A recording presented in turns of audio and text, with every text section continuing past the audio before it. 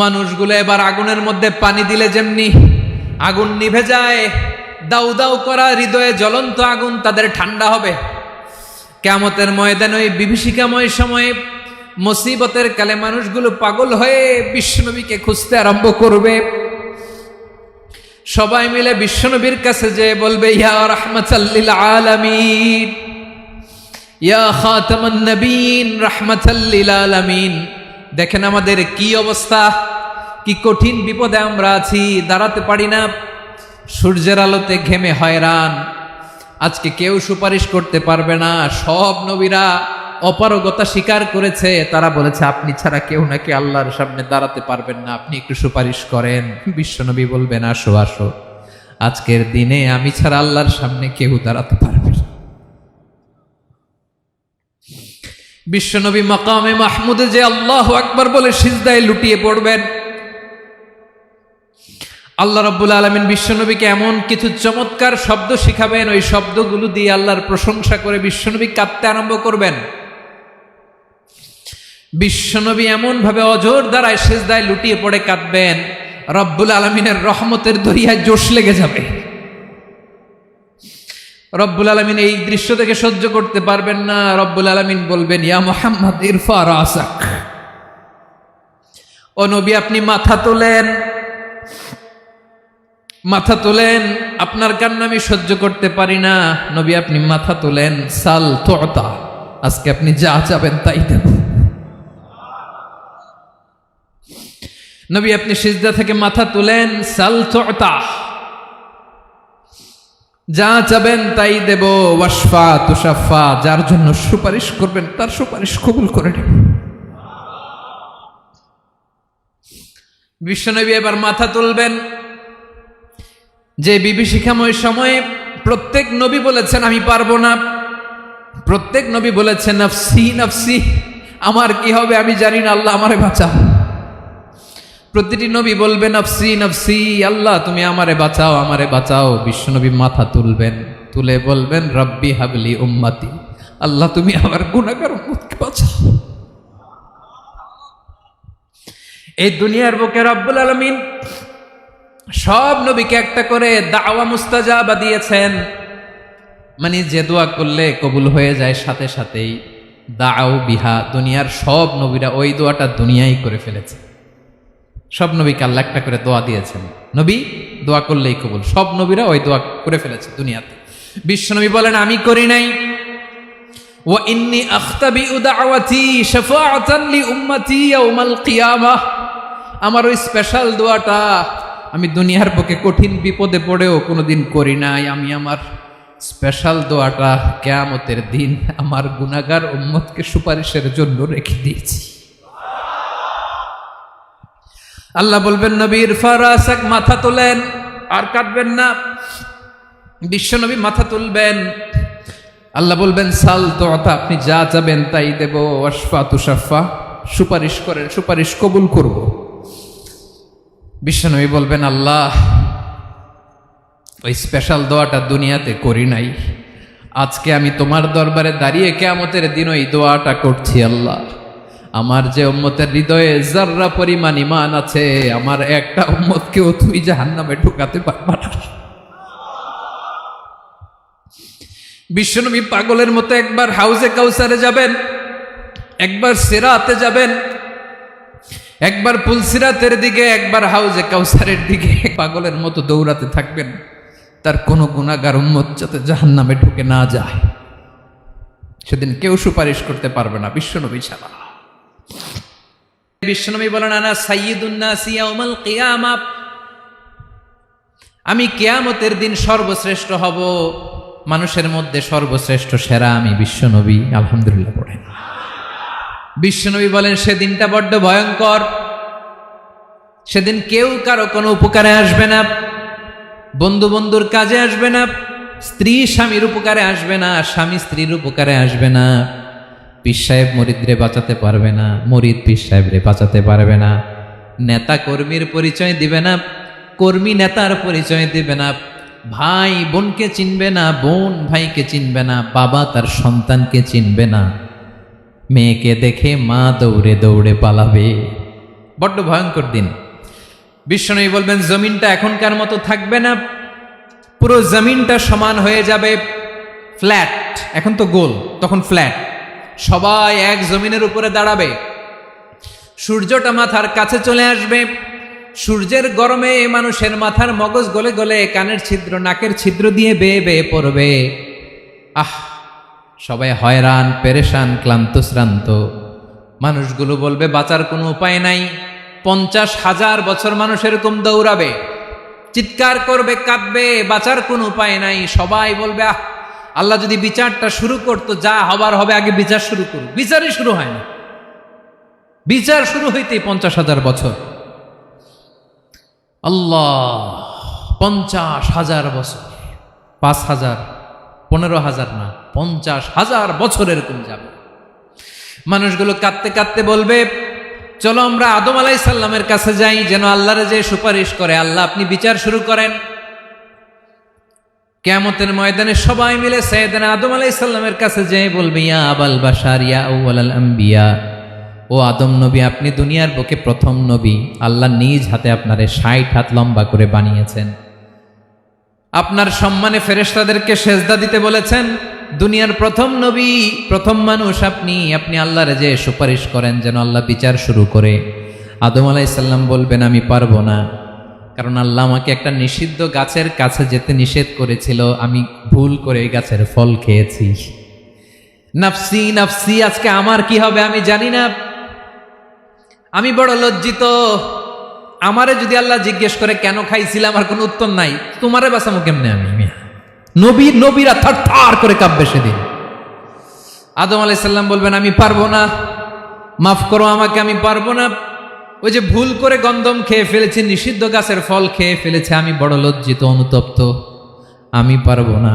আজকে আল্লাহ এত রাগান্বিত হয়েছে, আগে কখনো আল্লাহ এত রাগান্বিত হয় নাই, ভবিষ্যতেও আল্লাহ কখনো এত রাগান্বিত হবে না। আমি পারবো না। এক কাজ করো, তোমরা নূহ আলাইহিস সালামের কাছে যাও। কোন নবী? লোকেরা এবার পাগলের মতো দৌড়াতে দৌড়াতে আল্লাহর নবী নূহ আলাইহিস সালামের কাছে যেয়ে বলবে ইয়া নবী আল্লাহ নূহ, আনতা আউয়ালুর রুসুলি ফিল আরদ, আপনি জমিনে প্রথম রাসূল। আদম আলাইহিস সালাম নবী ছিলেন, রাসূল ছিলেন না। এই দুনিয়ার বুকে প্রথম রাসূল ছিলেন আল্লাহর নবী নূহ আলাইহিস সালাম।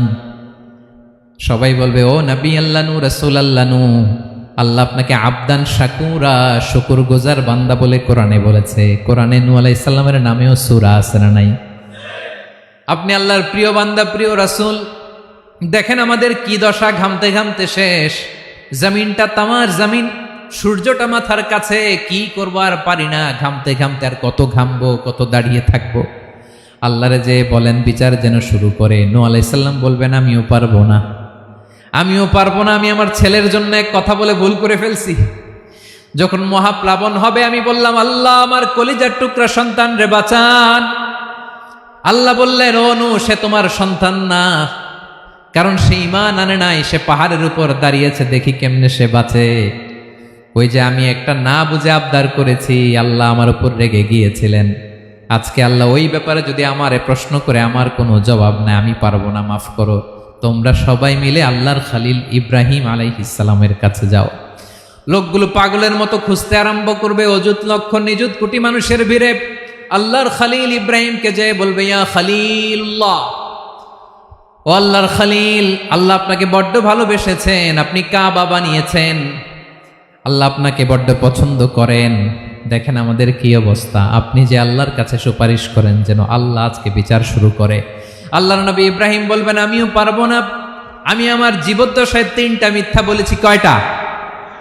আসলে মিথ্যা না, একটু টুইস্ট করে, কৌশল করে কথা বলেছিলেন, ওইটাকে হাদিসে মিথ্যা বলা হয়েছে। আমি জীবনে 3টা মিথ্যা বলেছি, জীবন বাঁচানোর তাগিদে কৌশল করে 3টা কথা বলেছি। আজকের এই কঠিন ময়দানে আল্লাহ যদি ওই 3টা কথার ব্যাপারে জিজ্ঞেস করে, লজ্জায় আমি মাথা দেখাতে পারবো না, আমিও পারবো না, আমিও পারবো না। আজকে আল্লাহ এত রেগে আছে, আগে কখনো এত রাগে নাই, পরেও রাখবে না। তোমরা সবাই মিলে বনি ইসরাইলের নবী মূসা আলাইহিস সালামের কাছে যাও। সবাই এবার যাবে মূসা আলাইহিস সালামের কাছে, যেয়ে বলবে ইয়া নবী আল্লাহ মূসা, আপনি ছিলেন কালিমুল্লাহ, আল্লাহর সাথে সরাসরি কথা বলতেন। রব্বুল আলামিন আপনাকে তাওরাত কিতাব দিয়েছেন, আপনি যে একটু সুপারিশ করেন। আল্লাহর নবী মুসা বলবেন, মাফ করো, আমিও পারবো না, আমি দুনিয়ার বুকে ভুল করে একটা মানুষকে মেরে ফেলেছি। আমি মারছিলাম আদব শিক্ষা দেওয়ার জন্য এক থাপ্পড়, এই থাপ্পড়ে যে ওই লোক মরেই যাবে আমি জানতাম না। আজকে আল্লাহ যদি জিজ্ঞেস করে কেন মারলা, জবাব আছে? ওই লজ্জায় আমি অনুতপ্ত, আমি পারবো না, আমার এই কথা বলো না। আজকে আল্লাহ বড্ড রেগে আছে, আমি পারবো না, তোমরা আল্লাহর নবী সাল্লাল্লাহু আলাইহি সাল্লামের কাছে যাও। কিয়ামতের ময়দানে মানুষগুলো পাগল পাড়া হয়ে আল্লাহর নবী ঈসা আলাইহিস সালামের কাছে যাবে, যে বলবে, নবী ঈসা আপনি রূহুল্লাহ, বাবা ছাড়া আল্লাহ আপনাকে বানিয়েছেন, ইনজিল কিতাব দিয়েছেন, মৃত মানুষকে আপনি জীবিত করতে পারতেন, আজকের এই কঠিন বিপদের দিনে আপনি আমাদের সাহায্য করেন। আল্লাহর কাছে যে বলেন যেন বিচার শুরু করে। ঈসা আলাইহিস সালাম বলবেন, আমিও পারবো না, ইন্নী উবিদতু মিন দুনিল্লাহ, আমার উম্মত খ্রিস্টানেরা আল্লাহরে বাদ দিয়ে আমি ঈসার ইবাদত করেছে। আমার মা ম্যারি আর আমাকে ডাকতো জেসাস ক্রাইস্ট, আমার ইবাদত করেছে, যদিও আমি আমার ইবাদত করতে বলি না। ঈসা আলাইহিস সালামও ইবাদত করতে বলেছেন একজনের, তিনি কে? আল্লাহর নবী ঈসা আলাইহিস সালাম বলবেন, আমিও পারবো না, আজকে আল্লাহ অনেক রেগে আছে, আমি পারবো না, তবে একটা পরামর্শ দিতে পারি, একটা সাজেশন দিতে পারি। আজকের দিনে এই কঠিন মুসিবতের কালে, এই কঠিন সময়ে কেউ আল্লাহর দরবারে দাঁড়িয়ে একটা টু শব্দ করার ক্ষমতা কারো নাই, একমাত্র আখিরি জামানার পয়গাম্বর বিশ্বনবী মুহাম্মাদুর রাসূলুল্লাহ ছাড়া। মানুষগুলো এবার আগুনের মধ্যে পানি দিলে যেমনি আগুন নিভে যায়, দাউ দাউ করা হৃদয়ে জ্বলন্ত আগুন তাদের ঠান্ডা হবে। কিয়ামতের ময়দানে ওই বিভীষিকাময় সময়ে মুসিবতের কালে মানুষগুলো পাগল হয়ে বিশ্বনবীকে খুঁজতে আরম্ভ করবে। সবাই মিলে বিশ্বনবীর কাছে যে বলবে, ইয়া রাহমাতাল লিল আলামিন, ইয়া খাতামান নবীন, রাহমাতাল লিল আলামিন, দেখেন আমাদের কি অবস্থা, কি কঠিন বিপদে আমরা আছি, দাঁড়াতে পারি না, সূর্যের আলোতে ঘেমে হয়রান, আজকে কেউ সুপারিশ করতে পারবে না। সব নবীরা অপারগতা স্বীকার করেছে, তারা বলেছে আপনি ছাড়া কেউ নাকি আল্লাহর সামনে দাঁড়াতে পারবেন না, আপনি একটু সুপারিশ করেন। বিশ্বনবী বলবেন, আসো আসো, আজকের দিনে আমি ছাড়া আল্লাহর সামনে কেউ দাঁড়াতে পারবে না। বিশ্বনবী মাকামে মাহমুদে যে আল্লাহু আকবার বলে সিজদায় লুটিয়ে পড়বেন, আল্লাহ রাব্বুল আলামিন বিশ্বনবীকে এমন কিছু চমৎকার শব্দ শিখাবেন, ওই শব্দগুলো দিয়ে আল্লাহর প্রশংসা করে বিশ্বনবী কাঁদতে আরম্ভ করবেন। বিশ্বনবী এমন ভাবে অজর দ্বারায় সিজদায় লুটিয়ে পড়ে কাঁদবেন, রব্বুল আলামিনের রহমতের দরিয়ায় জোশ লেগে যাবে। রব্বুল আলামিন এই দৃশ্য থেকে সহ্য করতে পারবেন না। রব্বুল আলামিন বলবেন, ইয়া মুহাম্মদ ইরফা রাসাক, ও নবী আপনি মাথা তোলেন, মাথা তোলেন, আপনার কান্না আমি সহ্য করতে পারি না। নবী আপনি মাথা তোলেন, সাল তুতা, আজকে আপনি যা চাবেন তাই দেব।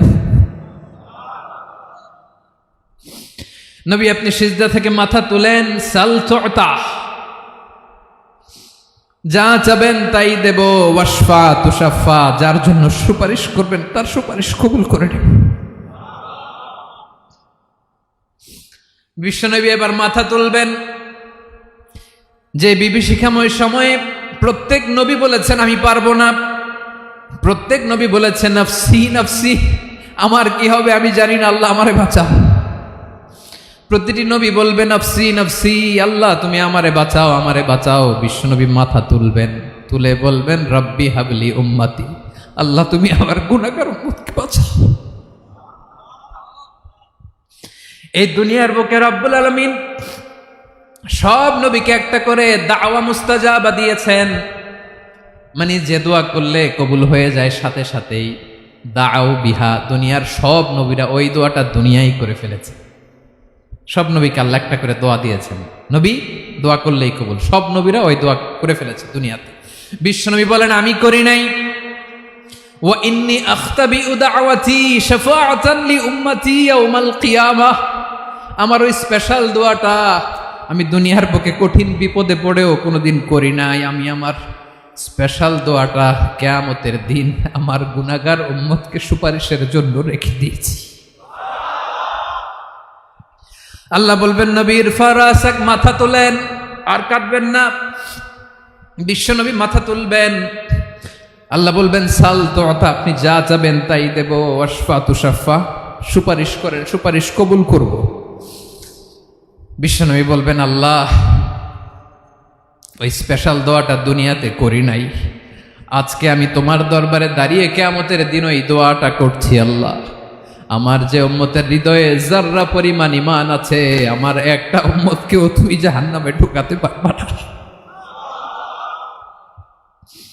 বিশ্বনবী পাগলের মতো একবার হাউজে কাউসারে যাবেন, একবার সিরাতে যাবেন, একবার পুলসিরাতের দিকে, একবার হাউজে কাউসারের দিকে পাগলের মতো দৌড়াতে থাকবেন। তার কোনো গুনাহগার উম্মত যাতে জাহান্নামে ঢুকে না যায়। সেদিন কেউ সুপারিশ করতে পারবে না বিশ্বনবী ছাড়া। এজন্য 5 নম্বর আল্লাহ বললেন মান যাল্লাযী ইয়াশফাউ ইনদাহু ইল্লা বিইযনিহি। কার সাহস আছে, কার এত বড় বুকের পাটা কিয়ামতের কঠিন দিন আল্লাহর সামনে দাঁড়িয়ে সুপারিশ করবে? কারো ক্ষমতা নাই, কারো ক্ষমতা নাই। বিশ্বনবী সেদিন সেজদায় পড়ে উম্মতের জন্য কাঁদবেন, সবাই কাঁদবে, নফসি নফসি, আল্লাহ আমারে বাঁচাও, আল্লাহ আমারে বাঁচাও। বিশ্বনবী বলবেন উম্মতি উম্মতি। বিশ্বনবী আমার জন্য কাঁদবেন, আপনার জন্য কাঁদবেন, আমাদের জন্য সেদিন কেঁদে কেঁদে জাহান্নামের দরজায় দাঁড়িয়ে আমাদেরকে টেনে টেনে জান্নাতে ঢুকাবেন। এজন্য এই বিশ্বনবীর ভালোবাসা যেন আমাদের হৃদয়ে ভরপুর থাকে। আমার ভাইয়েরা, প্রতি শুক্রবার বিশ্বনবীর উপরে বেশি বেশি যেন আমরা দুরূদ পড়ি। আমরা যখন বিশ্বনবীর সালাম দেই, দুরূদ পড়ি, একদল স্পেশাল ফেরেশতা আছে যারা বিশ্বনবীর দুধটা নিয়ে সরাসরি বিশ্বনবীর রওজায় যায়, যে বলে অমুকের বেটা অমুক আপনারে সালাম দিয়েছে। বিশ্বনবী নিজ কবরের থেকে নিজেই সালামের উত্তর দেয়। বিশ্বনবীর ভালোবাসা যেন আমাদের হৃদয়ে থাকে, বিশ্বনবীর সুন্নাহ দিয়ে যেন আমাদের জীবনটাকে সাজাই। পারা যাবে ইনশাআল্লাহ। বিশ্বনবীর ভালোবাসা ছাড়া কেউ জান্নাতে ঢুকতে পারবে? বিশ্বনবীর পক্ষে আমরা বলবো, বিশ্বনবীর পক্ষে আমরা লিখব, বিশ্বনবীর জন্য আমরা আমাদের কলিজার রক্ত বিলিয়ে দিব। ঠিক কিনা বলেন? সেদিন বিশ্বনবী ছাড়া কেউ সুপারিশ করতে পারবে না। 5 নম্বর আল্লাহ বললেন মান যাল্লাযী ইয়াশফাউ ইনদাহু ইল্লা বিইযনি। কে আছে সুপারিশ করবে আল্লাহর সামনে? আর আপনি আপনার বাবার দরবারে যে সেজদা দেন, হ্যাঁ, ইব্রাহিম আলাইহিস সালাম থারথার করে কাঁপবে আর বলবে নফসি নফসি, আল্লাহ আমারে বাঁচাও।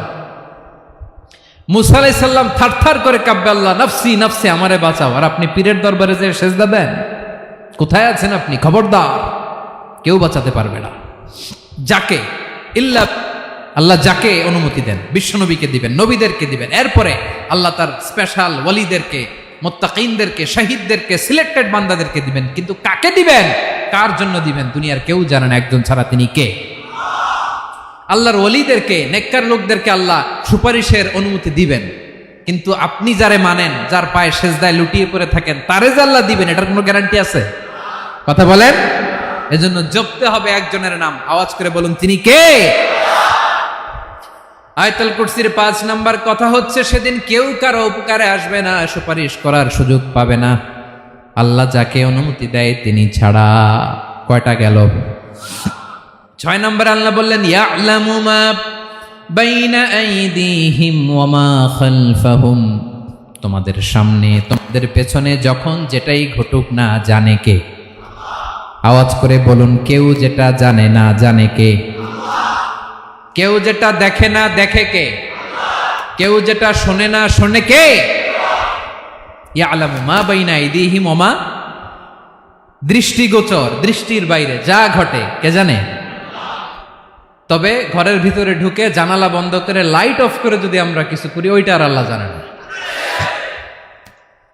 হ্যাঁ, জানে? ওইটাও জানে। যত কালো পর্দা লাগায়া লাইট বন্ধ করে একা একা পাপ করেন, দেখে কে? এজন্য অন্ধকারে পাপ করলেও সেখানেও আল্লাহর দৃষ্টি আছে না নাই? আলিমুল গায়বি ওয়াশ শাহাদা, দৃশ্য অদৃশ্য সব জানেন, সব। আল্লাহ বলেন ওয়া আসিররু কাওলাকুম আও ইজহারু বিহি ইন্নাহু আলিমুম বিযাতিস সুদূর। প্রকাশ্যে করো কিংবা গোপনে করো, সব জানেন, এমনকি অন্তরে অন্তরে কি ভাবো তাও জানেন। মুখে গালি দেন নাই, মনে মনে গালি দিচ্ছেন, ওটা তোর আল্লাহ জানে না? হ্যাঁ, আলিমুম বিযাতিস সুদূর, অন্তরে যা আছে ওইটাও ইয়ালামু খাইনাতাল আয়ুন ওয়া মা তুখফিস সুদূর। চোখ দিয়ে, অনেকে দেখবেন চোখ দিয়ে চোখ মারে, ওইটাও আল্লাহ দেখেন। বিচার করতেছে, বিচারককে ঘুষ টুস দিয়ে আপনি চোখ মারলেন যে এইভাবে না ওইভাবে কর, ওইটা তোর আল্লাহ দেখে দেখে নাই? হ্যাঁ, খাইনাতাল আয়ুন, চোখের খেয়ানত দেখে। ওয়া মা তুখফিস সুদূর, অন্তরে যেটা লুকায় রাখো ওইটাও তিনি দেখেন। এজন্য আল্লাহ বলেন 6 নম্বর কথা হচ্ছে ইয়ালামু মা বাইনা আইদিহিম ওয়া মা খালফাহুম, সামনে পেছনে যা ঘটে সব জানে কে? কথা ক্লিয়ার? 7 নম্বরে আল্লাহ বললেন ওয়ালা ইউহিতুনা বিশাইইম মিন ইলমিহি ইল্লা বিমা শা, কেউ তার জ্ঞানকে পরিব্যাপ্ত করতে পারে না, পরিবেষ্টন করতে পারে না। তার জ্ঞানে কি আছে কেউ জানতে পারে না, ততটুকু ছাড়া যতটুকু তিনি জানান। সুবহানাল্লাহ। নবীরা কি সব জানেন? বিষ্ণু ঈসা ইসলাম সব জানতেন না। আল্লাহ তাআলা নবীদেরকে যতটুকু জানান ততটুকুই নবীরা বলে, ঠিক কি না? ওমা ইয়ানতিকু আনিল হাওয়া ইন হুয়া ইল্লা ওয়াহয়ুই ইউহা। আল্লাহ যতটুকু জানায় নবীরা ততটুকু বলতে পারে, এর বাইরে বলতে পারে না। আল্লাহ যতটুকু জানায় ততটুকু। আমাদের জ্ঞান যা আছে দিছে কে? সবাই বলুন, কে দিছে? এজন্য আল্লাহ বলে আমি যদি জ্ঞান দেই তাইলে তোমরা জ্ঞান পাও, এছাড়া জ্ঞানের কোনো মাধ্যম দুনিয়াতে।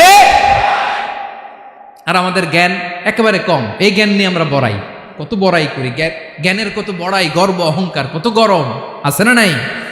আহা, কি জ্ঞান আছে আপনার? কি জানেন বলেন? ভবিষ্যৎ জানেন? কালকে কি হবে জানেন? তো কি জানেন আপনি?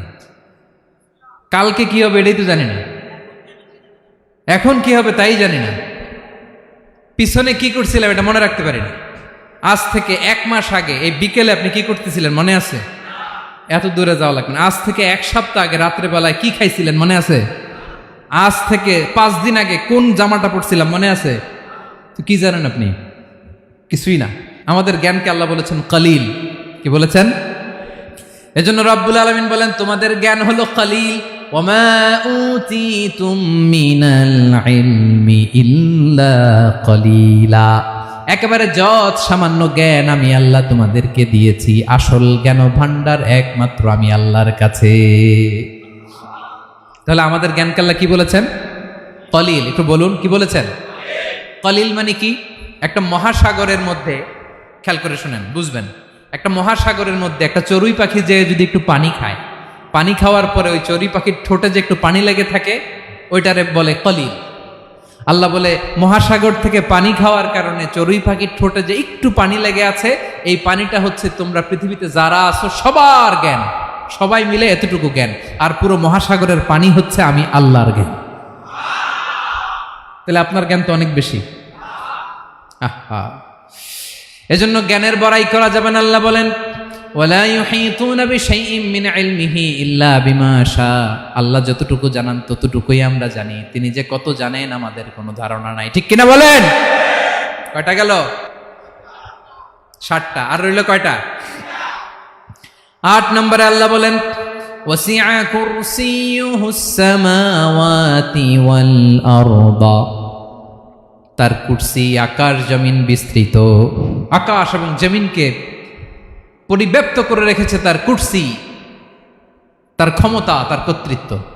কুরসির 2টা তাফসির। এক তাফসির হলো কুরসি মানে ক্ষমতা, তার ক্ষমতা, কর্তৃত্ব, আকাশ জমিন বিস্তৃত। কুরসির আরেকটা ব্যাখ্যা হচ্ছে সরাসরি কুরসি, যেখানে আল্লাহ পা রাখে। কি রাখে? তার মানে হুজুর আল্লাহরও পা আছে? আছে। কেমন আমরা জানি না, আমাদের পায়ের মতো না। সুবহানাল্লাহ পড়েন তো। তাইলে আল্লাহ কার মতো? আল্লাহ আল্লাহর মতো। সুবহানাল্লাহ পড়েন। লাইসা কামিসলিহি শাই, কোনো কিছু তার মতো নয়। তো তিনি কার মতো? তিনি তার মতো। ওয়ালাম ইয়াকুল্লাহু কুফুয়ান আহাদ। ওয়াসিআ কুরসিয়ুহুস সামাওয়াতি ওয়াল আরদ, তার কুরসিটা আকাশ জমিন বিস্তৃত। এটা ঊর্ধ্ব জগতের কথা। বাতুপাহাতের ভাইয়েরা, কোন জগৎ? ঊর্ধ্ব জগৎ শুরু হয় এই যে এখান থেকে, মাথার উপর থেকে ঊর্ধ্ব জগতের শুরু, ঠিক কিনা? এই যে শূন্যে যা দেখেন এটা প্রথম আকাশের মহাশূন্য। আল্লাহ বলেন ওয়ালাকাদ যায়্যানাস সামাআদ দুনিয়া বিজিনাতিল কাওয়াকিব, প্রথম আকাশের মহাশূন্যকে আমি তারা গ্রহ দিয়ে সুশোভিত করেছি। আমাদের পৃথিবীর চাইতে অনেক বড় গ্রহ আছে, যেমন সূর্য পৃথিবীর চেয়ে 13 লক্ষ গুণ বড়। কয় গুণ? 13 গুণ, 1300 গুণ, 13,000 গুণ। কত গুণ? আরো জোরে কত গুণ? চিন্তা করছেন পৃথিবীটা কত বড়, আর সূর্য নাকি পৃথিবীর চেয়ে? তার মানে সূর্যই কি সবচেয়ে বড়? না, সূর্যের চেয়ে কোটি কোটি গুণ বড় তারা আছে।